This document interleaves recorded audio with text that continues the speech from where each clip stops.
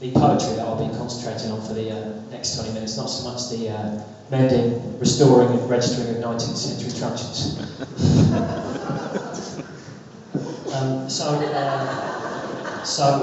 Just to give you an idea of my calibre, Southwest Kent New Poet of the Year in 1997, and again in 2001. Yeah, come with some calibre. And what I'll do first is just set up, I suppose, a little contents page of how my allotted time on stage will work out. So the first thing I'll be doing is setting out my heckling policy. I've had to develop quite a strict policy towards hecklers just to sort of keep my gigs under control. So I'll outline that in a moment. But just to point out at this stage, if anyone does have a heckle, if you could hold on to it until after I've introduced the heckling policy, things will run much more smoothly if you can do. That would be great. If you can't hold on to it, do let it out, that's fine, and I'll just have to record it and then respond to your heckle after I've introduced the heckling policy. So that's good. So heckling policy, that kills a few minutes. Then what I do, probably a poem about swimming pools. That'll be my first one. A poem about community swimming pools. It's one of my most popular poems. My hits. So I'll be doing that. Then I will probably be doing a children's story that's sort of aimed for 4 to 6 year olds that has some sort of careers advice in it. That. I write a lot of kids' stories. I'll be doing that. Then big poem. I don't know if anyone knows what big poetry is, but for anyone who doesn't, basically it's poetry with drum beats in it. That's what big poetry is. So that's why I'll be drum on stage, so I'll be doing that. Looking forward to that. And finally, probably a poem about my mother will be the final thing. I think that's everything. Oh yeah, there will also be the occasional lull. And there's been a couple already, actually. It's good to point out that maybe more. But, I like the word lull. There's 4 letters and 3 of them are L. What's up with that? It's a nice way to lead in. A little remark about lulls. It's good fun. And given the recognition of poetry, it's nice to have a bit sort of fun up front. Firstly, my heckling policy. Now, I do get heckled from time to time. You might not think it to look at me, but I do. One of the problems I have is that I can respond well, but I can't respond quickly enough. Perhaps a better way of putting it would be that I'm not quick-witted enough. So what I've had to do in the past, typically I've taken the heckler's email address. Taking the heckler's email address, and then a week or 2 later, respond to the heckler via email. Now, when he receives that response, killer. Absolutely smashed. Don't get any more trouble from him or her ever again. But I've realised basically that it's good, but it's not the same as having all of the responses, ready to go right there on stage. So what I've done, I've built up a database. This is what this is. This is a database of all the heckles I've ever received, plus hundreds of others I've just made up, and responses to all of them. So yeah, if you say one, then I've got something there. It only takes me sort of 40 to 50 seconds. Flick through, and Bob's your uncle. So for example, if one of you was to say, get on with it, you might have been entitled to say that already actually. If you were to say, get on with it, then my response would be, I will get on with it, just like I get on with your mum. So that's classic heckle response, textbook stuff. Get the mother involved. And just to point out, as a tonal thing, there's nothing sexual about that. All I mean is that I spent some time with the heckler's mother, and we got on quite well. That's enough. It doesn't have to be sexual. Just the idea that I've spent time with a person's mother is strong enough in itself. So that's that. I'll give you another example. Your act doesn't work. Your act doesn't work. Well, your parents are on benefits, so they don't work either. That one does require a question, though, on my part. Unfortunately, it slows it down a bit, but yeah. I just need to ask the heckler, do your parents work? Otherwise, that response falls a bit flat, the heckler's parents are sort of high flyers. So yeah, that's my heckling policy, so everyone knows. And the other thing is as well is that I operate a system called the heckling window. So that means in between each sort of piece that I give, I'll do that with my fingers and bring them together. And once they're together, you can't heckle me, but all the time they're apart, so that's the heckling window as well. So which is good. Now we all know where. So now, for example, you can heckle me if you want to.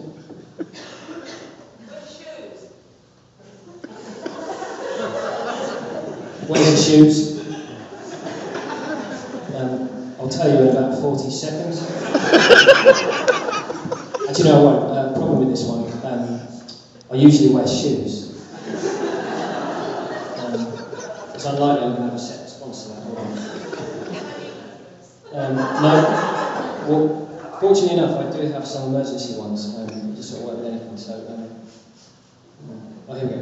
Hitler talked a lot, but he rarely heckled. So you are worse than Hitler.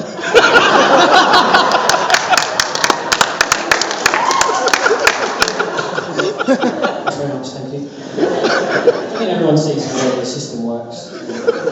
Not all performers do this, but I like it. So, my first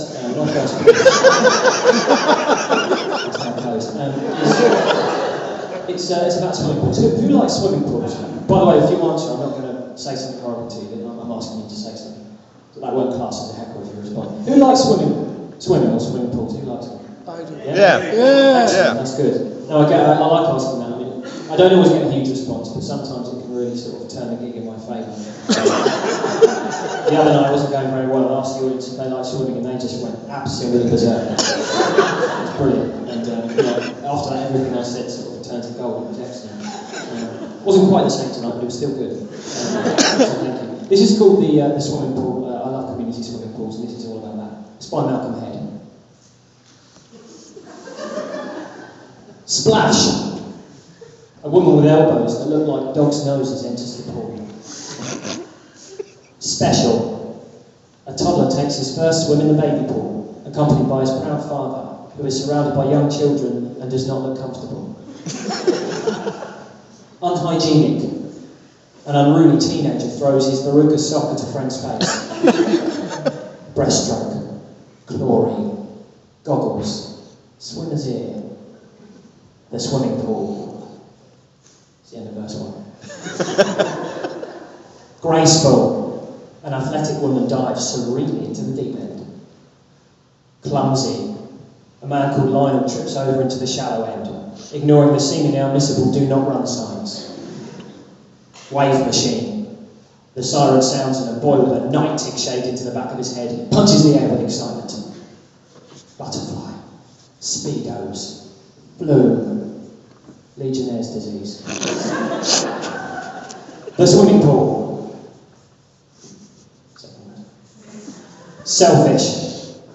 A large and formidable group of elderly women swim linked side by side, all but monopolising control of the main pool. Impressive. A man with a tattoo of Roy Keane on his back holds his breath underwater for at least 2 minutes. Evacuation. The pool guard blows his whistle frantically as a rogue turd is spotted in the shower. Front crawl. Armbands. Locker keys. Hepatitis A. The swimming pool. Thank you very much. Thank you.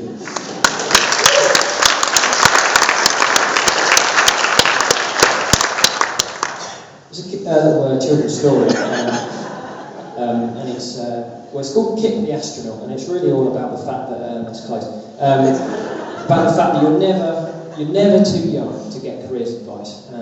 In my opinion, and as I say, this is for sort of 4 or 5-year-old kids. It's called Kip the Astronaut, because in these books they always they like to use names like that: Kip, Biff, and Chip, and things like that. Kip the Astronaut by Malcolm Head. Kip wanted to be an astronaut when he grew up. I want to be on the moon, Mum. The moon. Then you shall, said Mum, Brenda, who was kneading dough. You shall go to the moon.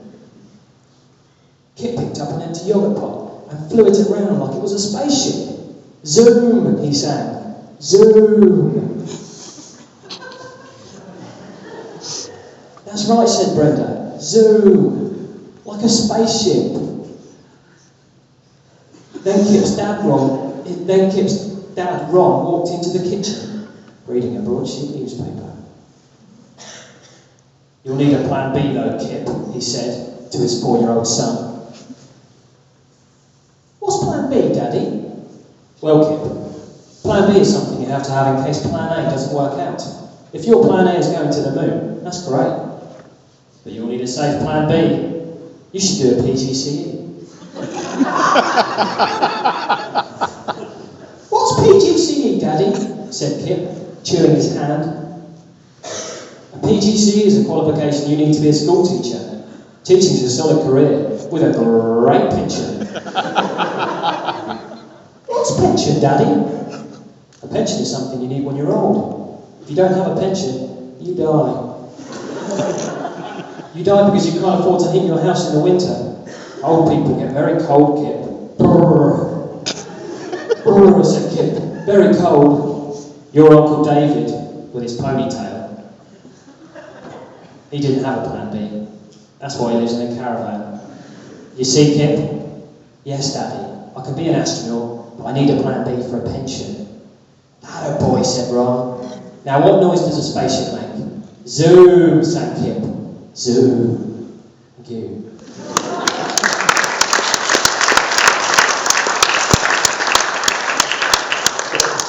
Now this is my beat poem, and it's basically just a bunch of lines and sort of ideas, bits and pieces that I've never managed really to to fit into a poem as such. But okay, and you did get it before. That's very good. That's what I love about this policy. People do really understand it. So thank you, sir. Thank you for agreeing to my terms and conditions. So what's in your bag? Should only be about 30 seconds this one, I think I know what it is. What's in the bag?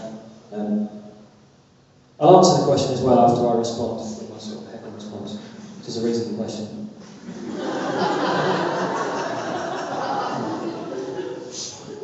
Have you come alone tonight? Because you'll die alone, as we all do.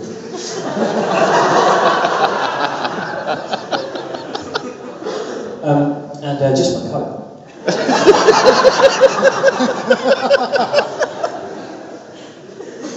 So, thank you. And by the way, the window has now closed. I mean, that sort of took us well beyond the window.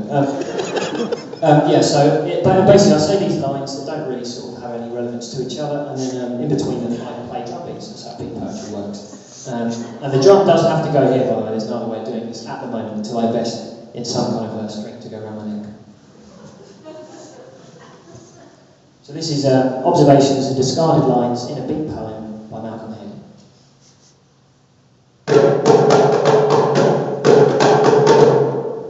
The elderly are a vital insight into the past, but they can be a burden.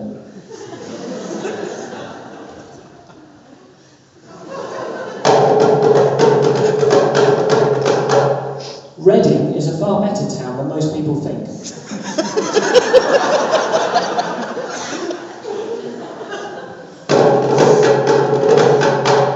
Hip-hop and rap are, from my experience, exactly the same thing.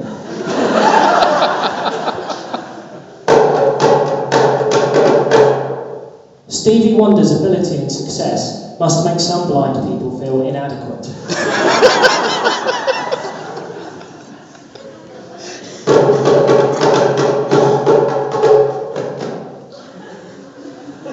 That's a weird thing, sorry.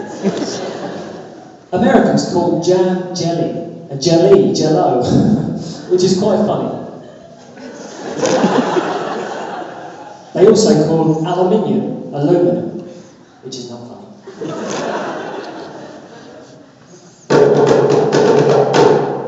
Be yourself is a useless piece of advice in any given situation.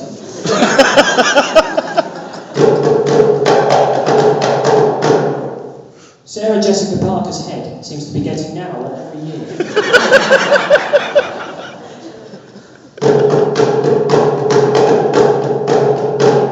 The chances of a man called Hannibal becoming a cannibal are incredibly remote.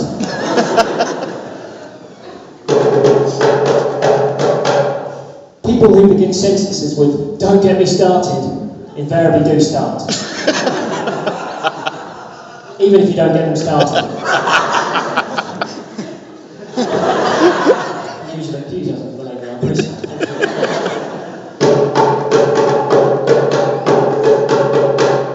You don't hear much about Limp Bizkit anymore.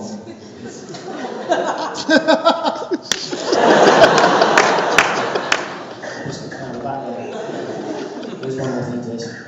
Perhaps they died.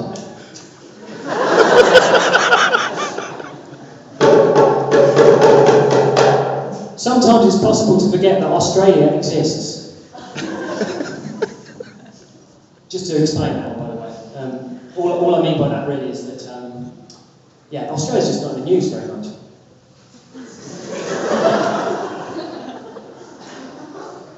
And, the microphone stand, if you've noticed, is sort of just gradually moving down. And, I can't fix it, so I'm just going to have to move it. It's fine. I'm a professional, I can deal with things like that. Clearly I can't, because I can't make it stay in the same position. Based on recent statistics, by 2025 there will be more people selling overpriced cupcakes than there will be plumbers.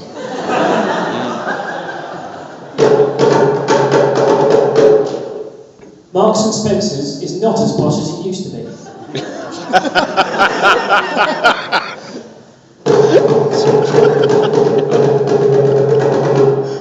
Men's scrotums get longer as they get older.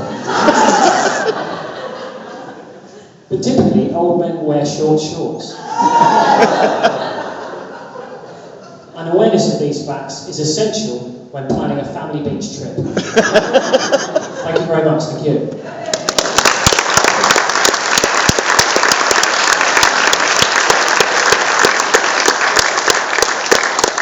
Thank you so much. And just a final poem now. So this is a poem about my mother called "Oh Mother, Where Art Thou?" It's called that because there's a film called "Oh Brother, Where Art Thou?" And this poem and that film have nothing to do with one another. And equally, the name doesn't really work, the title, because my mum is actually an agoraphobic. For anyone who doesn't know, that means that she doesn't leave the house. So yeah, the point is, I know exactly where she is. I suppose there's a question mark over which room she's in. But 9 times out of 10 she's in the conservatory.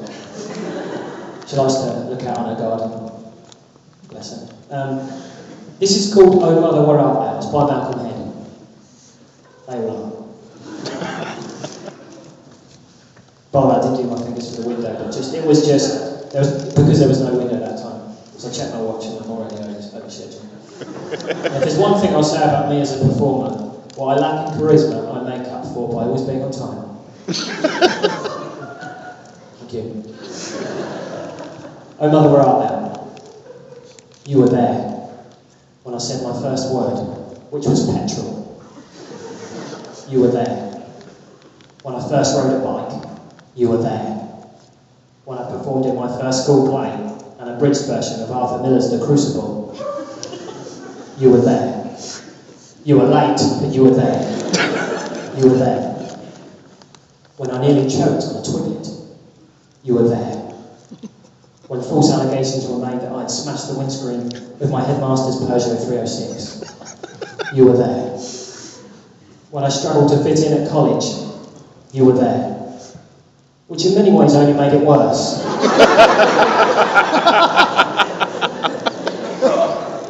But you were there. You were there. When Colin Cromwell hit me in the face with a cricket ball in a sock. You were there. When I thought I had skin cancer, but it turned out to be an allergic reaction to certain types of cheese. You were there. When I put on an exhibition demonstrating the evolution of police weaponry, brackets, from truncheons to tasers.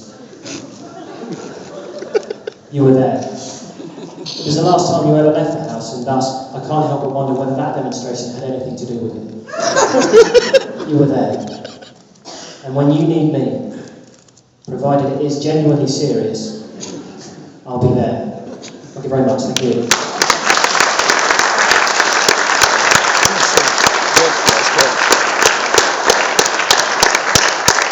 You've been an absolutely terrific audience and really enjoyed your company. We just got your belt buckle's too shiny.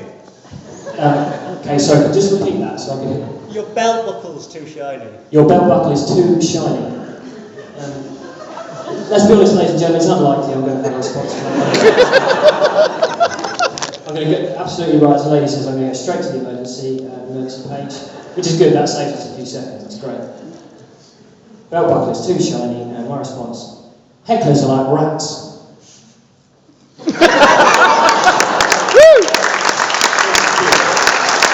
The